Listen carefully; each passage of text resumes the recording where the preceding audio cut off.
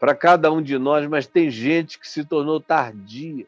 Já devia ser mestre na prática, mas não quis praticar, no entendimento, mas não quis entender. E os anos vão passando e você não quer crescer e fica sentindo necessidade de que alguém ensine de novo, de novo, de novo quais são os princípios elementares do ensino de Deus, do ensino do Evangelho. Assim vos tornastes como necessitados de leite, assim, sabe? Aqui no peitinho, eu ponho, cara, eu ponho até o último dia da minha vida, vou dar leitinho e peitinho para quem precisar. Mas eu gostaria muito que você, com o coração humilde, porque sem humildade você vai se tornar uma coisa horrorosa. Você vai só saber o que eu estou ensinando, mas você não vai ter a beleza dessa prática, a verdade dessa prática, porque só com humildade você pode ser mestre. Um mestre sem humildade é um exator, é um cobrador de conhecimentos perversamente cobrados, é um arrogante, se torna um soberbo, se torna, portanto, um anti-evangelho ambulante, se torna alguém horroroso, horroroso. Sem humildade e um coração quebrantado, todo saber sataniza. Sem humildade e um coração quebrantado, todo saber sataniza. Guarde isto. Sem humildade e um coração quebrantado, todo saber sataniza. Eu estou falando aqui de qualquer saber, mas sobretudo do saber acerca dos oráculos de Deus, do Evangelho de Jesus. Saber isso, sem um coração quebrantado e humilde, sataniza.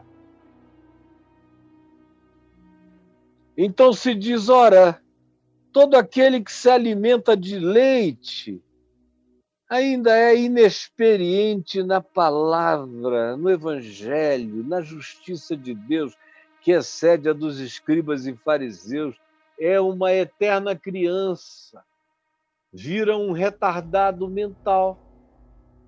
A gente não pode nem dizer é um filho especial que eu tenho, porque não é especial, não é uma condição intransponível, não é algo imposto pela natureza das coisas, não. É retardado, é um filho retardado, é inteligentíssimo, podia tudo, mas decidiu não saber ler, nem escrever, nem compreender. Ele vai para a aula e bota um tapador nos ouvidos, fica olhando para baixo, jogando o jogo mais idiota que ele possa, porque ele não quer. Ele se faz impermeável.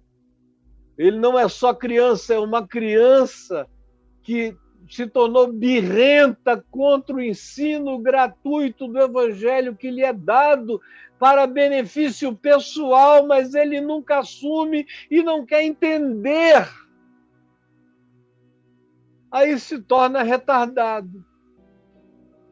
Vocês todos, ele diz, dado ao tempo decorrido, já deveriam ser mestres, mas não, são crianças retardadas. E a gente tem que ficar dando peitinho para lá e para cá, para lá e para cá, porque vocês não querem praticar o Evangelho. Só quem pratica entende para si mesmo, porque o Evangelho só se torna compreensível depois que, pela fé, eu começo a praticá-lo, praticá-lo, praticá-lo. Tudo que Jesus ensinou, eu pratico. Aí ele vai crescendo e aí eu vou compreendendo, eu vou vendo que aquilo tudo é maravilhoso. A pedra que os construtores rejeitaram e que se tornou a principal pedra angular é maravilhosa, é linda, te dá mais sabedoria do que aos sábios, te dá mais filosofia do que a todos os filósofos, te dá mais compreensão da alma, da mente, do espírito humano do que todos os psicólogos, te faz mestre do ser, da vida, da história, do discernimento dos tempos, das horas.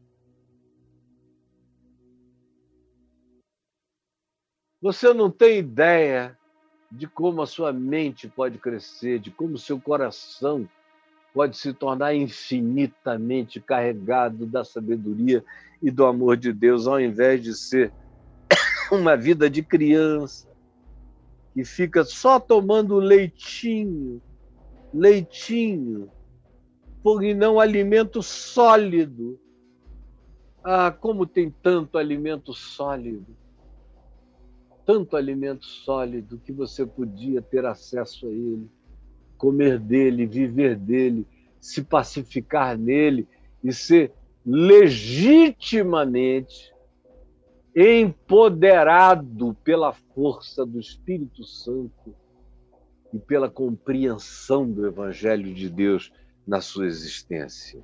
Ora, todo aquele que se alimenta de leite, esse leitinho aqui, você só está me ouvindo falar de leitinho, eu só estou dando leitinho, eu não tenho podido passar de leitinho. Todo aquele que só se alimenta desse todinho, desse leitinho, é inexperiente na palavra. Note, é inexperiente na palavra. E na palavra não é inexperiente no conhecimento da Bíblia, saber os livros. Não, não tinha Bíblia. Não tinha. Era tudo oral. O que Jesus falou, Jesus disse, ensinem a outros. Aí eles ensinaram. Atrasadamente, todos os apóstolos ficaram presos em Jerusalém, quase 8, 10 anos, sem ir a lugar nenhum, praticamente. Até que chega Paulo. É Paulo que semeia a palavra. Ele nunca leu nada. Não tinha escrito de ninguém, nem de Tiago, nem de Pedro, nem de Judas, nem de nada. Foi Paulo que começou a escrever. Até a escritura que a gente tem aqui foi profundamente motivada por Paulo. Foi Paulo que escreveu as cartas. Foi Paulo que discipulou Lucas, que escreveu Atos e o Evangelho de Lucas. Fazendo uma pesquisa pormenorizada, ele escreveu o Evangelho de Lucas e Atos dos Apóstolos. Aí depois Pedro ditou provavelmente as memórias dele para Marcos e veio um evangelho sintético, que é o Evangelho de Marcos. E aí, baseado no Evangelho de Marcos, provavelmente Mateus disse, deixa eu acrescentar as parábolas, o Sermão do Monte, os oráculos, assim chamado oráculos do Senhor. Como aqui se fala oráculos de Deus, oráculos do Senhor. Mas não era um livro. Quando se diz aqui que eles só se alimentavam de leitinho, porque eram inexperientes na palavra da justiça, ele estava dizendo que eles não praticavam, eles não tinham entendido o que era superior, que lhes daria paz absoluta, tanto quanto não praticavam. Inexperiente é sem experiência. Experiência é algo que só acontece se você provar. Ó.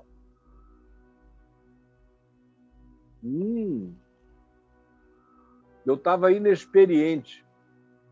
Aqui, a Margarida trouxe e botou aqui ao lado. Eu estava tão empolgado falando que quase nem vi que ela entrar.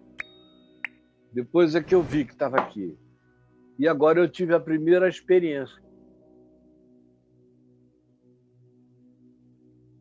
Experiência só bebendo, só sujando o bigode.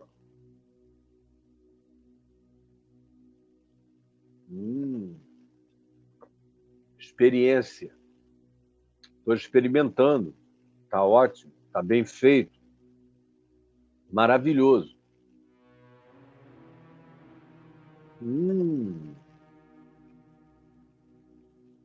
Experiente. Eu estou ficando experiente, já bebi a metade.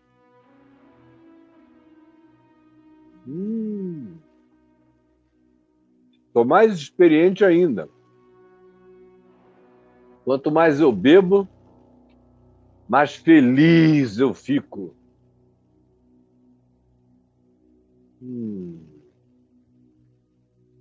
Desculpe a demora. Tem o quê? 1 minuto e meio? 1 minuto?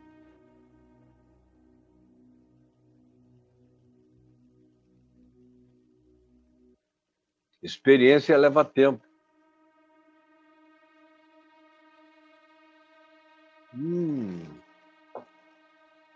Não muito tempo.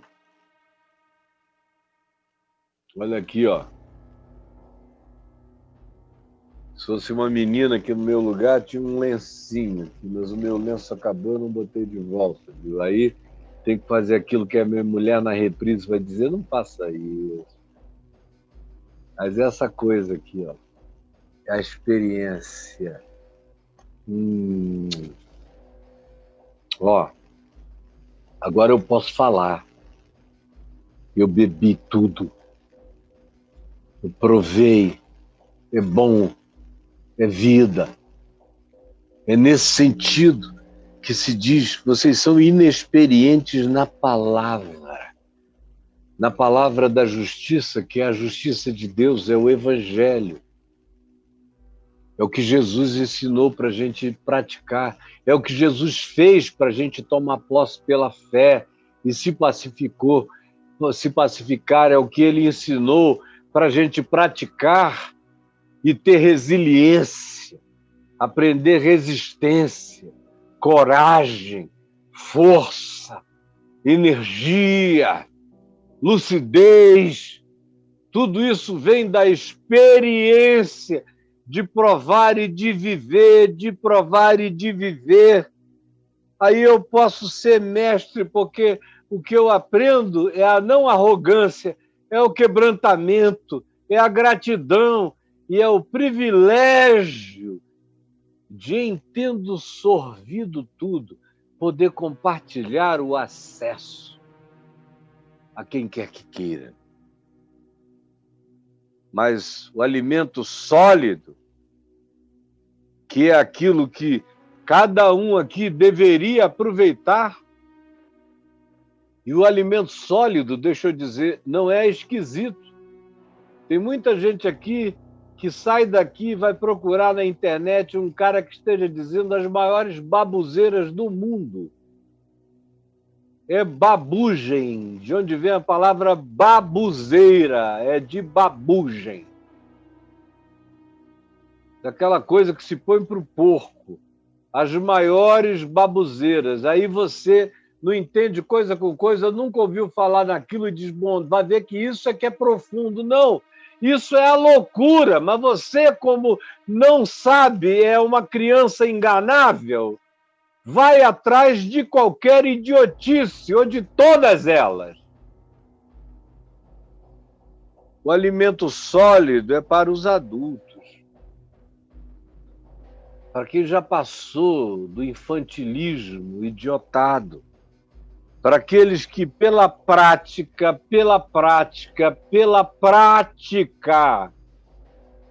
tudo no Evangelho é pela prática, é a fé posta em prática, é a prática que fortalece a fé, que se joga cada vez mais na prática, é um ciclo virtuoso e crescente.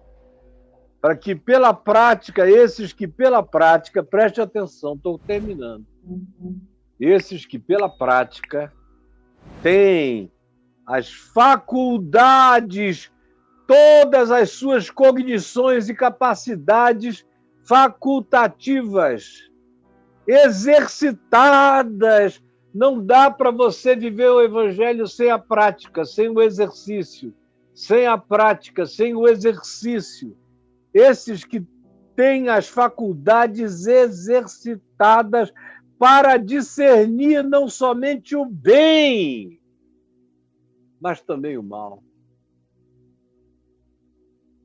Tem esses, pela prática, as suas faculdades exercitadas para discernir não somente o bem, mas a gente precisa aprender com o Evangelho, pela prática, a discernir também o mal. Discernir o bem para escolher o que é bom. E os que não estão enganando e nem falsificando o Evangelho e nem oferecendo apenas um leitinho, sem puxarem vocês para o andar de cima. Andar de cima. Se tornarem adultos, mestres, quebrantados, exercitados pela prática, no discernimento, desenvolvendo faculdades espirituais. Tem gente que acha que para aprender alguma coisa sobre o Evangelho tem que ir para uma faculdade teológica. A maioria dos que entram e fazem um curso, eu conheço aqui e ali, depois a vida inteira, há 50 anos eu estou conhecendo, raramente eu encontro alguém exercitado nas faculdades espirituais. Na maioria das vezes é um menino vestido de pastor ensinando um monte de outros meninos que são imbecilizados e retardados a vida inteira. Porque só recebem leite. Nunca tiveram o alimento sólido. Quando começam a receber, se escandalizam, retroagem e preferem viver retardados. Dizem aqui, eu prefiro ficar aqui, nesse cantinho, nessa encolha, do que crescerem e terem as suas faculdades mentais, holísticas, faculdade de todas as perspectivas do que em mim seja possibilidade de apreensão, de compreensão, de discernimento, terem as faculdades na prática exercitadas para discernirem não somente o bem, mas discernirem também o mal. Discernirem o mal. E nesses dias, a gente precisa de muita faculdade para discernir o bem, para praticá-lo. Embora o bem seja tão óbvio, qualquer criança consegue saber o que é bom e o que é ruim. Mas aqui não se diz apenas que a gente consegue fazer uma diferenciação entre bem e mal. Aqui se usa a palavra discernir. Discernir não somente o bem, mas até o bem precisa ser discernido. Porque existem males vestidos de bondade, discernir o bem. E discernir também quando o bem não é adoecedor, porque esteja sendo praticado fora da saúde da fé. Todo bem praticado, como diz Paulo escrevendo a Tito, sem a saúde da fé, o Paulo diz, ensina-os a serem saudáveis. São pessoas legais, Paulo diz, são bons, mas não são saudáveis. É preciso discernir o bem para ajudar a gente boa a não ficar doente de bondadismo e de outras coisas semelhantes. Discernir não somente o bem, mas discernir também o mal. O mal que vem com cara de anjo de luz, como Paulo diz aos Coríntios. Anjos de luz, ministros de justiça, vêm dizendo que vão ministrar justiça.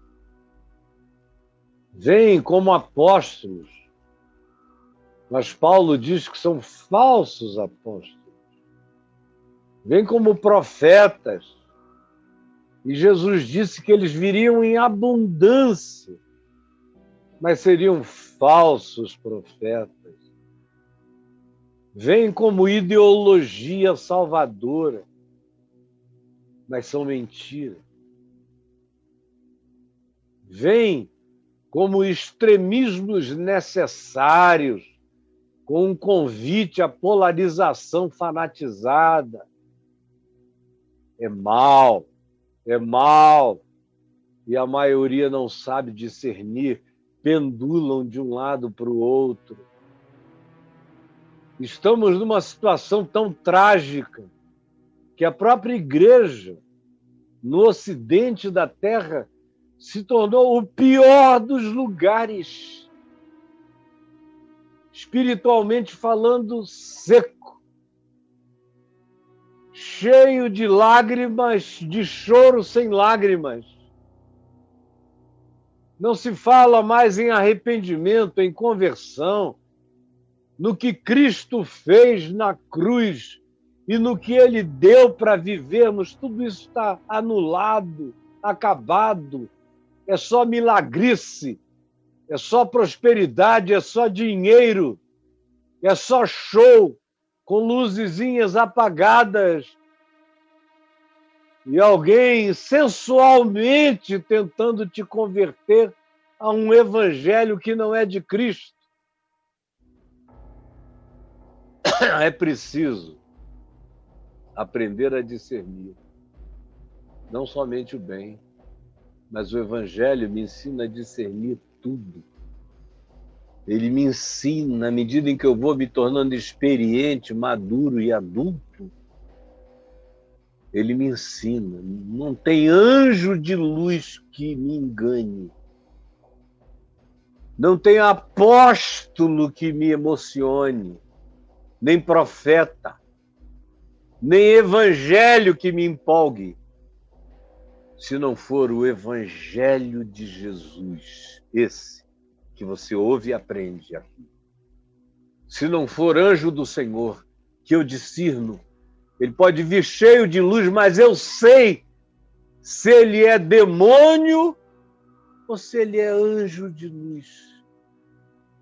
Pode vir, não tem profeta nenhum chega para mim, porque ele sabe que eu os atravesso e os decido.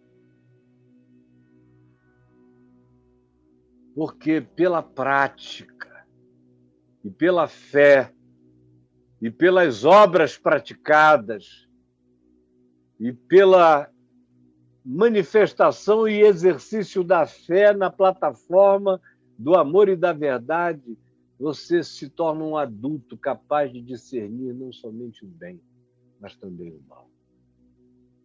Jesus, eu falei, eu tenho falado.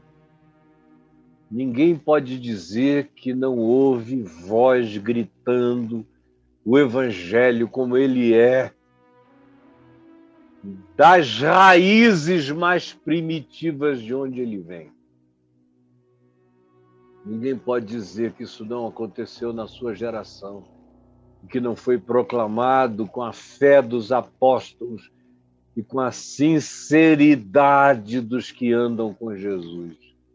Eu te peço que isso exploda no poder do Espírito Santo, no coração de milhares de pessoas, e que eu ainda veja outra vez na minha geração, ou quem sabe pela primeira vez, uma grande revolução de gente cheia desse evangelho e do Espírito Santo, indo pelo mundo, ensinando a toda criatura, ensinando na família, ensinando na vizinhança, reunindo pessoas, chamando amigos, compartilhando a palavra, dando acesso a eles a todas essas portas abertas na tua graça.